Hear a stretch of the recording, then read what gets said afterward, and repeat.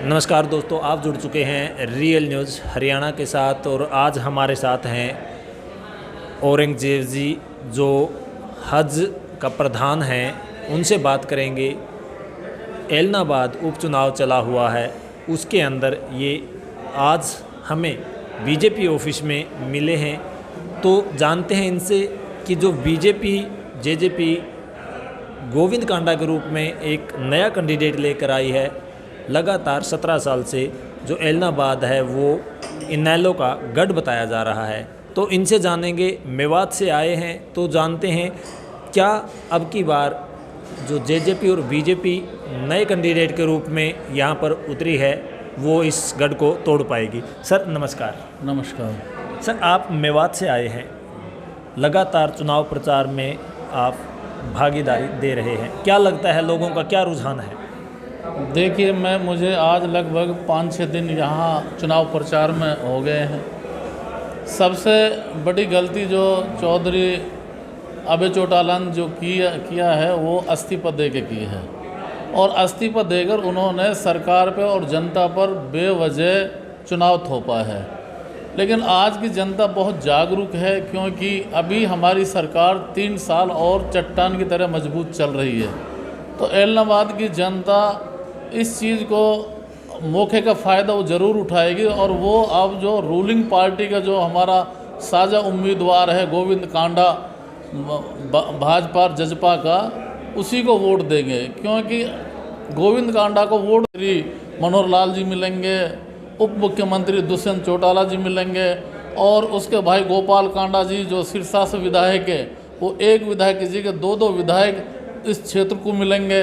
और जो 17 साल में आज तक जो यहाँ कोई काम न हुए, इन 3 साल में 17 साल से कहीं सैकड़ों गुना ज़्यादा काम ये सरकार का फ़ायदा उठेगा। और सभी वर्ग के लोग इस चीज़ को अच्छी तरीक़े से समझ चुके हैं, और वो 30 तारीख को कमल के फूल पर बटन दबाएंगे, और वो हमारा जो साझा उम्मीदवार है गोविंद कांडा जी को ही वोट देकर जिताएंगे। सर, आप इतने दावे से कह रहे हैं कि गोविंद कांडा जी को वोट देकर वो जिताएंगे, लेकिन अगर देखें लगभग 11 महीने से किसान है जो दिल्ली बॉर्डर पर बैठा है, उसका भी यहाँ पर जो किसानों द्वारा आज आप देख सकते हैं सीएम मनोहर लाल खट्टर जी, उप मुख्यमंत्री दुष्यंत चौटाला जी आए हैं और उनका विरोध देखने को मिला है, तो उस पर आप क्या कहेंगे? देखिए, मैं बताऊं, जो ये किसान का जिन्होंने ढोंग रचा रखा है, ये किसान नाम की तो चीज़ है ही नहीं। किसान तो हम भी हैं और आप भी हैं। किसान लोगों का काम तो खेतों में काम कर रहे हैं, उसका तो अनाज का वक्त है। अभी दुष्यंत चौटाला जी उप मुख्यमंत्री की सभा में जो पोडवाल एक गांव है, वहां मैं भी मौजूद था। मात्र 15-20 लोग थे, वो सरदार ग्रुप के कहीं पंजाब से वो लोग आए हैं किराए पे।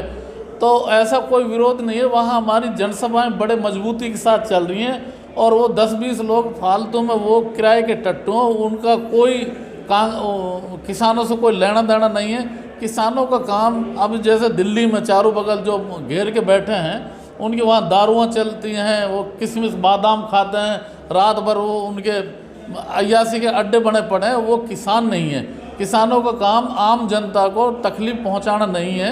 अभी कोई वहाँ दिल्ली के अंदर कोई पेशेंट को अगर पहुँचाना पड़ जाए, इमरजेंसी कोई उनको कोई तकलीफ़ हो जाए, तो उनकी इस नालायकी की वजह से 4-5 घंटे ख़राब हो जाते हैं। तो ये किसानों का काम नहीं है। और जो लोग दिल्ली में अंदर काम जाते हैं या अपने लोगों को बीमारों को हॉस्पिटल लेके जाते हैं, वो भी हमारे किसान वर्ग के लोग ही जाते हैं। तो जब ये अपने भाइयों के नहीं होते, तो किसान का काम तो जनता की सेवा करना है, जनता के लिए अन्न उगाना होता है। और भारतीय जनता पार्टी की इस पार्टी है जो किसानों की सबसे ज़्यादा हितैषी है। सर, आपने आरोप लगाया वहाँ पर अयासी के अड्डे हैं, दारू चलती है, लेकिन लगातार 11 बार वार्ता सरकार ने की है, केंद्र सरकार ने वार्ता की है, वो किसके साथ की है? असल में सही बात यह है जी कि वो कांग्रेस और अन्य पार्टियों के वो दल्ले हैं, क्योंकि कांग्रेस ने हमेशा हुकूमत की है, और आज जब भारतीय जनता पार्टी हुकूमत के अंदर मजबूताई पकड़ चुकी है, और आदरणीय नरेंद्र मोदी जी की और हमारे प्रदेश के मुख्यमंत्री मनोहर लाल खट्टर जी की कार्यशैली से लोग खुश हो चुके हैं। अब उनको ये एहसास हो चुका है कि हिंदुस्तान के अंदर भारतीय जनता पार्टी के अलावा दूसरी पार्टी अब कम से कम सैकड़ों वर्ष तक दूसरी पार्टी हुकूमत में नहीं आ सकती।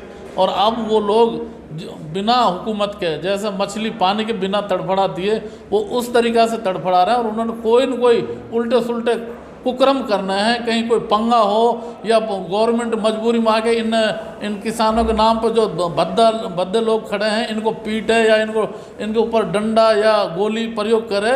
इसलिए हमारी सरकार बहुत सूझबूझ से काम ले रही है और हम देश का हित जो है आज नरेंद्र मोदी जी के अंदर है।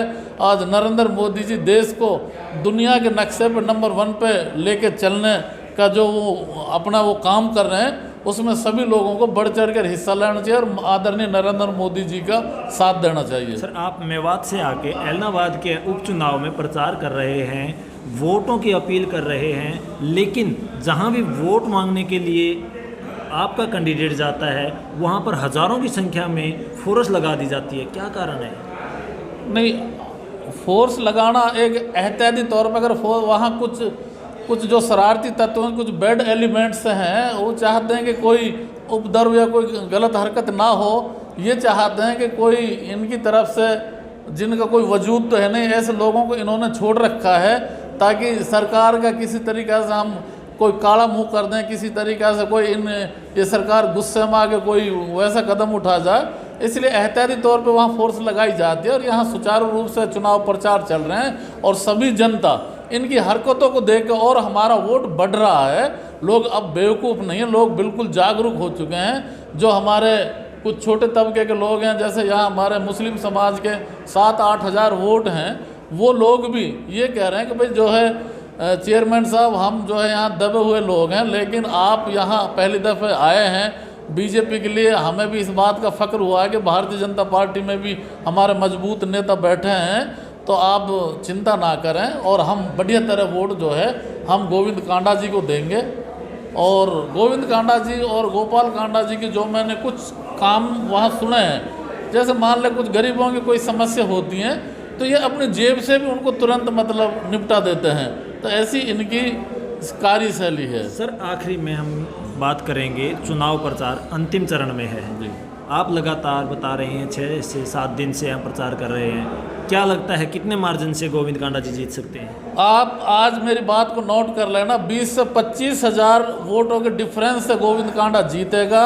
भारतीय जनता पार्टी और जजपा का जो संभावित हमारा जो उम्मीदवार है, आदरणीय हमारे जो मरहूम चौधरी देवीलाल जी थे, उनके पोते जो है डॉक्टर अजय चौटाला जी है, दुष्यंत चौटाला जी हैं और चौधरी रणजीत सिंह कैबिनेट मंत्री हैं। उनकी एक कार्यशैली से भी लोग यहाँ बहुत खुश हैं। और एक आपको पता है कि पक्का गोविंद कांडा ही यहाँ एमएलए बनेगा, ऐसी जनता की विचारधारा जो हमारी समझ में आई है। सर, आप अपना एक बार एड्रेस दे दीजिए हमारे दर्शकों को। मेरा नाम चौधरी औरंगजेब मेव है, मैं मेवात का रहने वाला हूँ और मैं भारतीय जनता पार्टी में लगभग 29-30 साल से कार्य कर रहा हूँ और मैं अभी हरियाणा स्टेट हज कमेटी का चेयरमैन भी हूँ और मैं हरियाणा स्टेट जो हमारी प्रदेश कार्य समिति है भारतीय जनता पार्टी, उसका सदस्य हूँ। और मैं आदरणीय नरेंद्र मोदी जी, उमा भारती, अटल बिहारी वाजपेयी के ज़माने से मैं पार्टी के लिए काम करता घूम रहा हूँ और शाहनवाज जी, नकवी जी सब हमारे साथी हैं। तो मेरा एक लगभग 30 साल का सफ़र मेरा भारतीय जनता पार्टी में हो चुका है